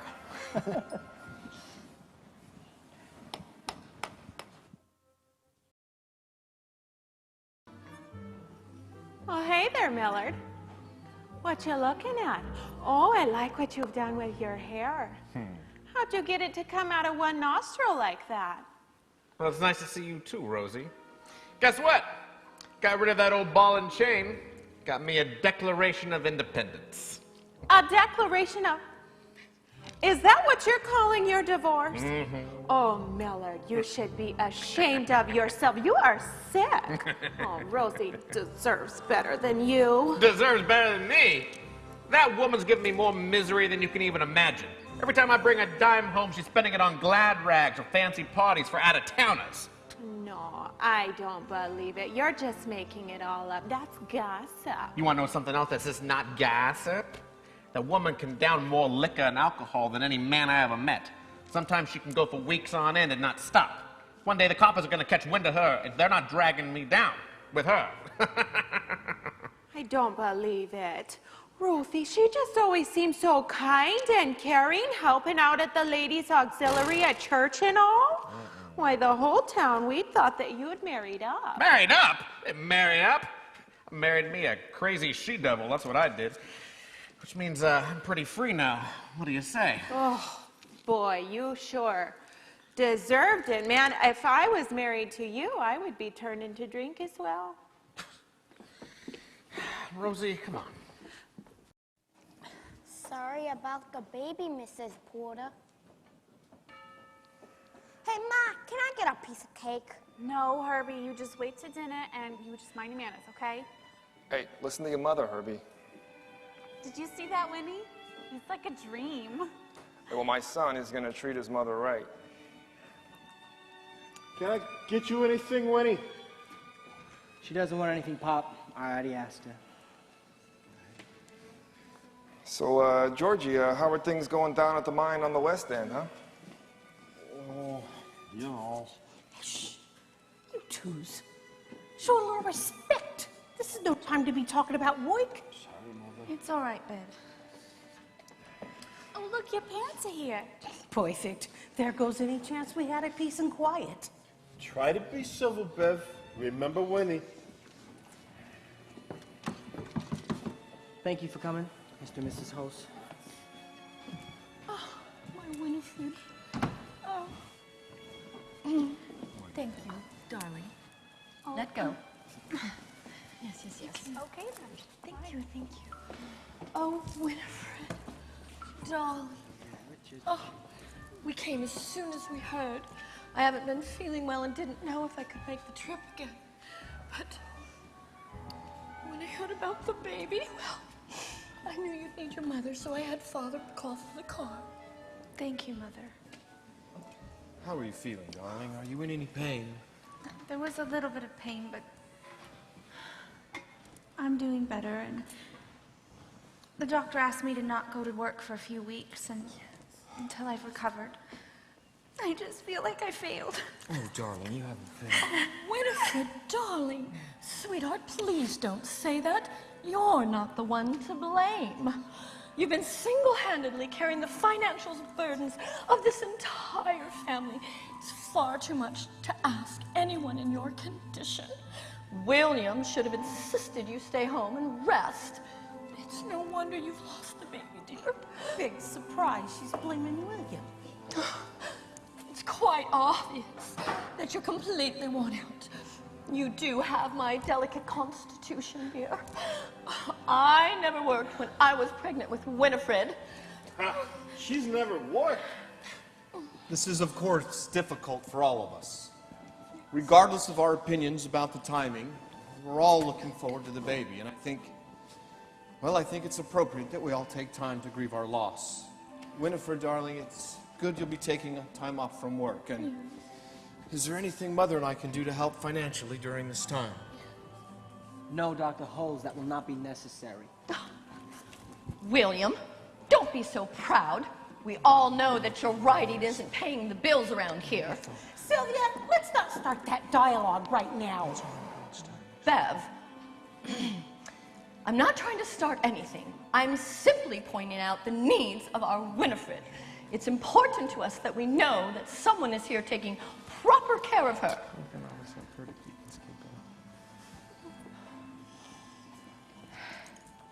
Yes, we are here to help and to be a support. And while at times it's difficult to set aside our disappointment about the decisions that William has made, you must understand our utmost concern is for the welfare of our Winifred. Yes. We're all Welfare concerned of for Winifred. Winnie. You two don't own the market on that. You didn't even get here till just now. Look, we only live a half a state away. Listen! Enough, please. With all due respect, this is my house. Do not add on to what we're already dealing with. You have done enough for one day. Apparently we haven't done enough at all. She was working all these hours, and she was taking care of the finances. Enough! I cannot stand by here and stay quiet any longer. For some reason, William is withholding the fact that he is and has been gainfully employed down at the Sizemore coal plant. We work together 5 shifts a week. I'm sorry for ruining your big secret, William, but I just feel like everyone should know that you ain't dropped the ball. William, why would you hide something like that from us? I wanted to get ahead for when the baby came, and I didn't want you guys to think that I'd given up. You've been working this whole time, William? Why didn't you tell me? I didn't want you to think that I'd given up on my stories. I always told myself I'd never end up in the mines. I would never think you've given up. What? William, you've been working this entire time and letting our Winifred go to work? Father, I don't understand this. I don't. I'm with Mother on this one, William. I just don't understand. Son, you under 18. Thanks, Pops. Look at you, Herb, clearing the air like that, telling the true story. I'm just beaming with pride. It's most comforting, William, to know that you found work. Thank you, Dr. Holmes.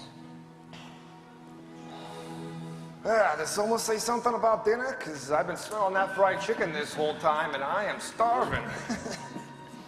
Oh, there it is. Where's she been hiding? Oh my goodness! What is all over that little child's face? I don't feel so good, Ma.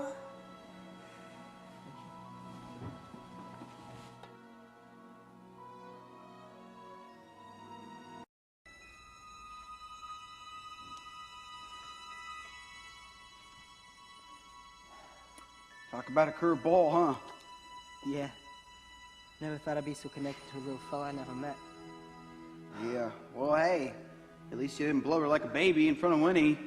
You know, she feels bad enough, like she's dropped the ball somehow. I shouldn't have let Winnie go to work. I should have told her to stay home, and I should have gone to the mine. William, it may or may not have made a difference.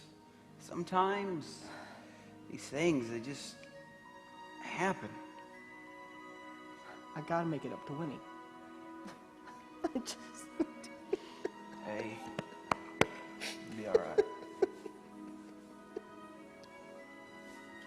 Did you call? Who? Thank you. Oh, yes. Yeah. Hello? Who are you calling for? Operator, who are you calling for? I'll patch you right through, Mr. Miller. Operator, how may I direct your call? Who? Yes. Ladies and crew one. I'm sorry, I can't hear you. You must be... Phew. Oh, please hold. It is never busier than Thursday morning after that women's auxiliary meeting. Gossip flies like a swarm of hornets. Gives my arm a workout every time. It never fails. Boy, you're telling me. Oh, but it is so nice to be back at work. I was just waiting for the doctor to give me the leave to come back. Well, this place just ain't the same without you, sugar. Thank you. You know what's funny? You and I work together, and our husbands work together, too. I know. I really am so grateful that he went to work in the mines. It really was the last thing he would want to do. I think Herb is adjusting pretty well to it. He suffers for the physical labor, but it's good for him to be productive, you know, being his last days and all. Oh, Gertie, I heard something. Herb's not dying. Not dying?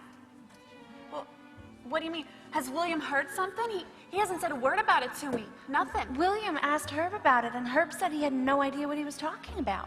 What? That doesn't make any sense. I could have sworn I heard him on the phone say he didn't have much time left.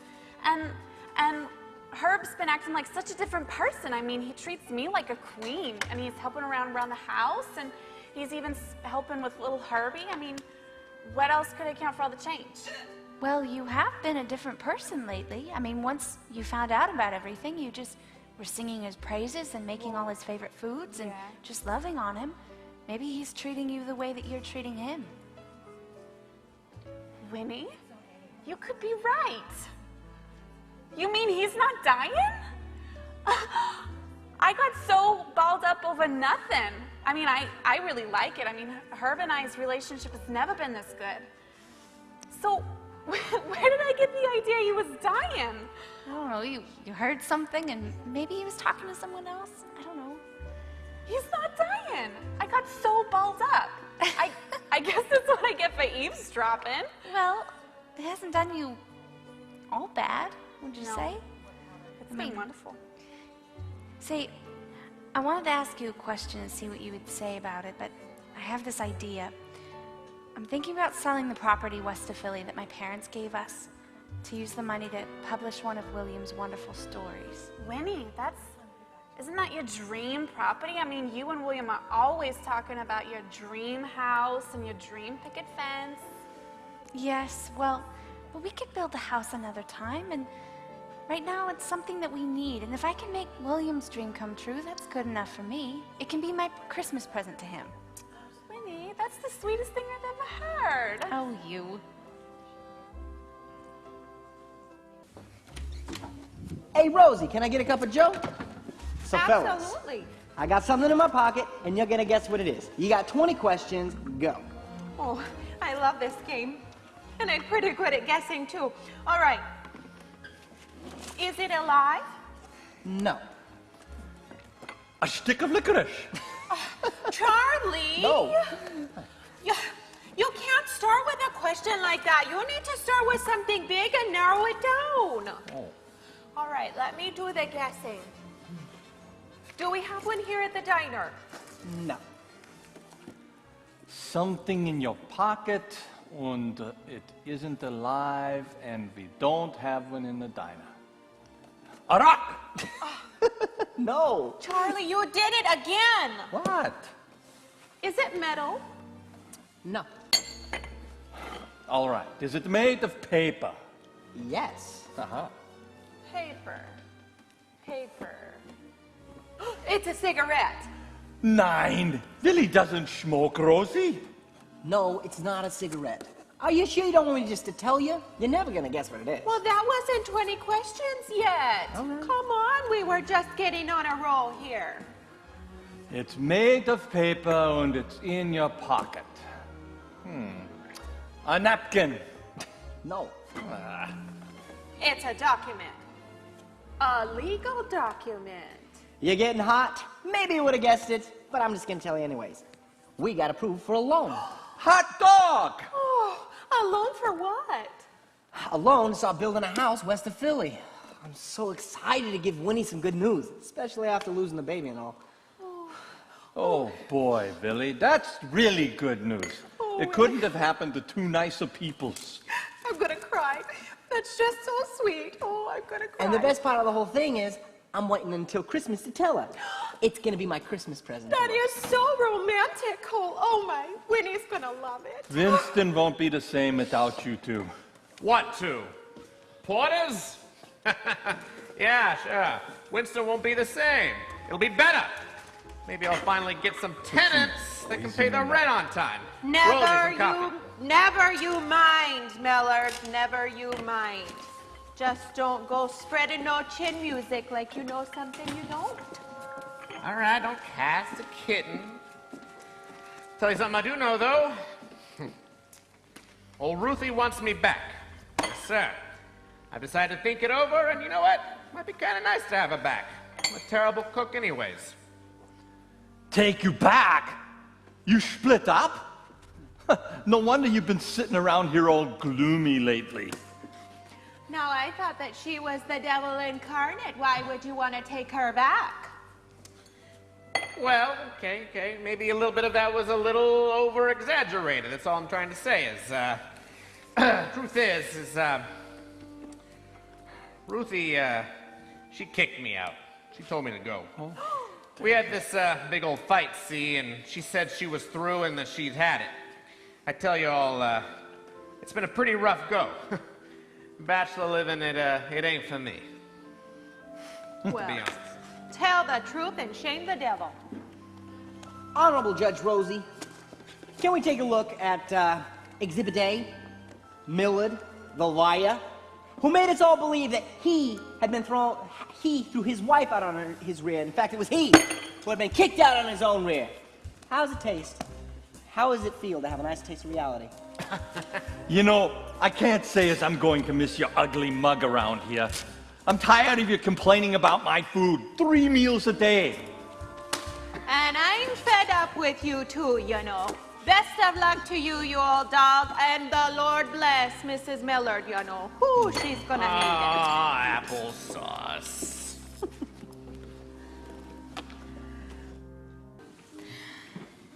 It's almost Christmas. So it is.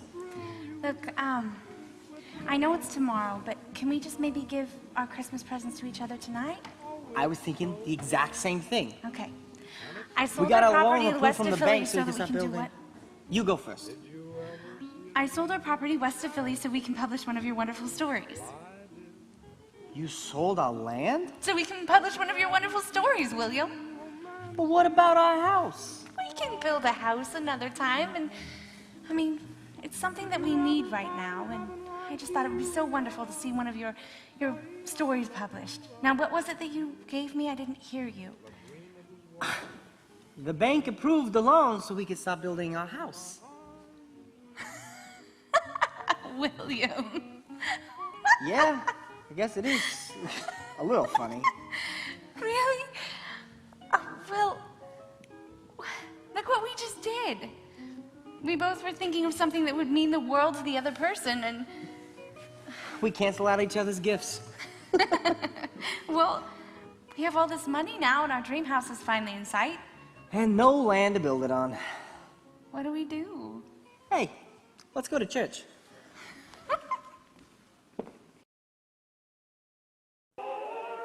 Tidings of comfort and joy, comfort and joy, oh, tidings of comfort and joy.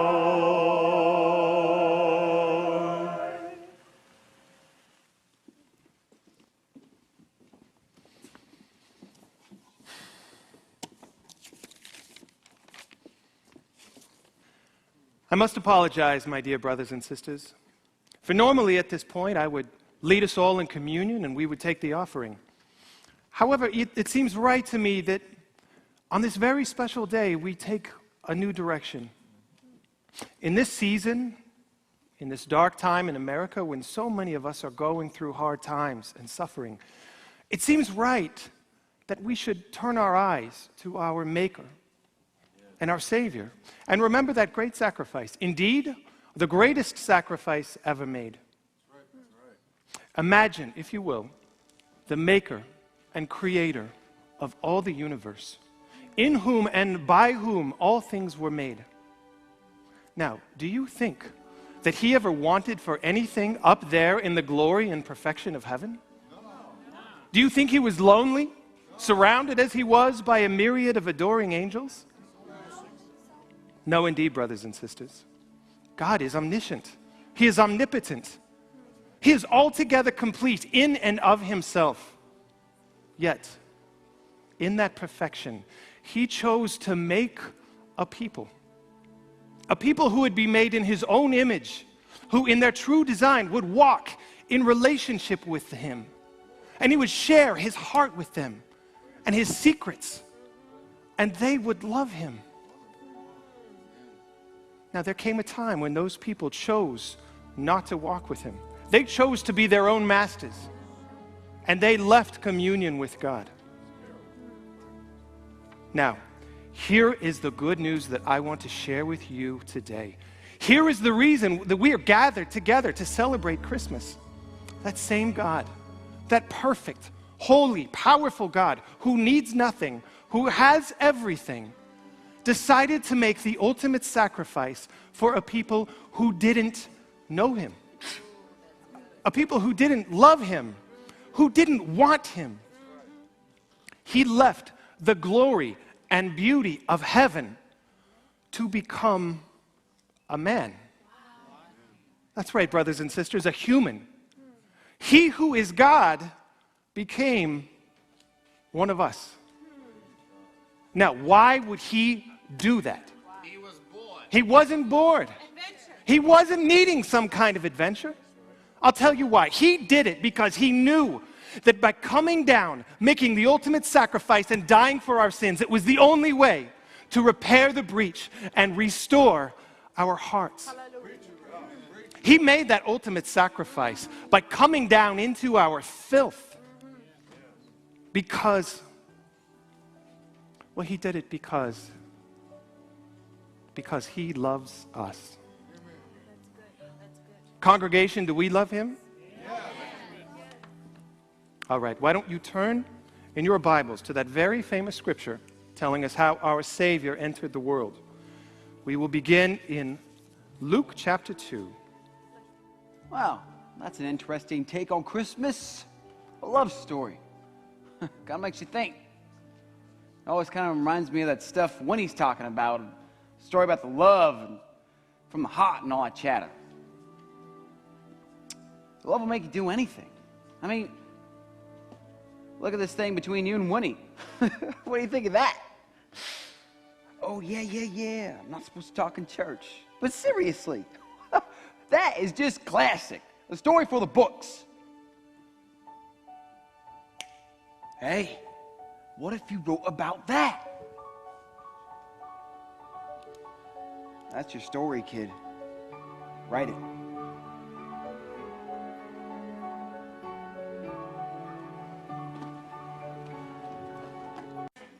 So what it all came down to was he was just talking on the phone with some big so-and-so from his company, and the gist of it is he just had to get back to work. He's not dying. Oh, I'm just so relieved. You would not believe what the whole town was thinking. Well, Herb and I both agree it's the best thing that's ever happened to us. I'm so glad that it wasn't something tragic. Me too. What? What wasn't tragic? Oh, here we go, Millard. Don't you have rent to collect or something? I just thought I would come and deliver the good news to you ladies. You may have or haven't heard, but our good old boy Williams hit the mother lode. He's gone and sold himself the next Broadway show.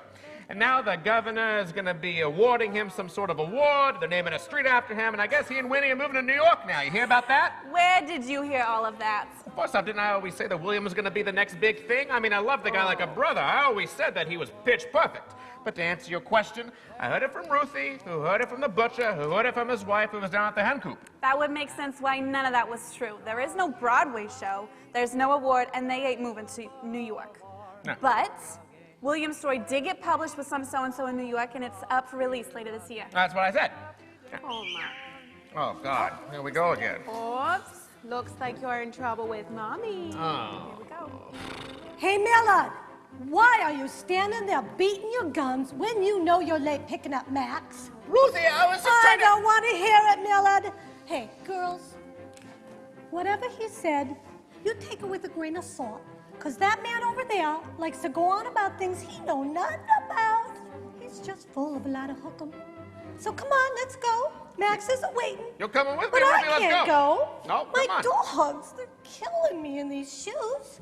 It's about time. I'm so proud of you, William. It was our story, Winnie. Just like you always said.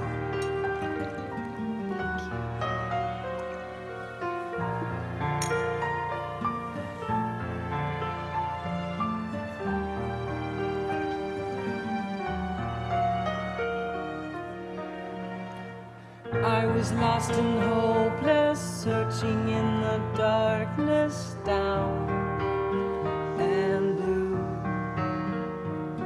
You were always waiting, patiently pointing the way. Ever true in the dark of the night, you're always by my side. My beacon light, my anchor in the tide. You're the song in my heart. You're my dream come true. My guiding star, what would I do, darling, without you? You're my chapter and verse, for better